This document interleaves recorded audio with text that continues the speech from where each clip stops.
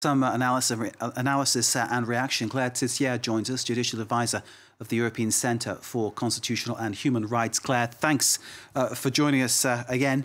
Tell us your view of this story. How significant are these developments? They are absolutely significant so far. It means that we believe this case really has the power to be a game changer in the fight against impunity of the way multinationals operate in conflict zones and the way they can they prioritize economic strategic interests over human rights, and the results are disastrous. This Lafarge case is a perfect illustration of how bad this can go and how bad this can lead when we think of the millions of euros given to armed groups that committed crimes at the doorstep of the factory. Is just it's absolutely excellent that this is finally out in the news, that this is out and this is on the justice system's desk. So this is a great breakthrough. It's also an acknowledgement of the scope and the gravity of the allegations that we made in the criminal complaint a year and a half ago. Claire, given the scale and the size of some of the companies concerned, Lafarge is one of the biggest operators in its field across the world. Is it not that fantastic to think that maybe people in political circles may have been involved, may have known about things?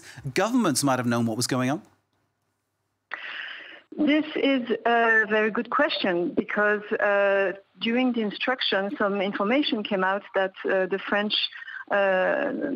Minister of Foreign Affairs was involved in discussions with the Lafarge executives at the time Lafarge decided to stay. You must know that all multinationals had left Syria when it became too dangerous, because they knew dealing with the armed groups on the ground was not going to be anything legal. So Lafarge chose to stay, and as they stayed, they had meetings with French ambassadors there. So this is why we requested that that these former ambassadors and that the former Minister of Foreign Affairs of France, Laurent Fabius, be also heard by the judges in this case, to assess whether or not they knew and whether or not they also bear some dimension of responsibility. And that takes on a whole new dimension. Claire Tixieire, thank you very much indeed for joining us and giving us your response to this news that Lafarge, the cement-making giant here in France, has been charged with aiding terrorism over payments made to the Islamic State group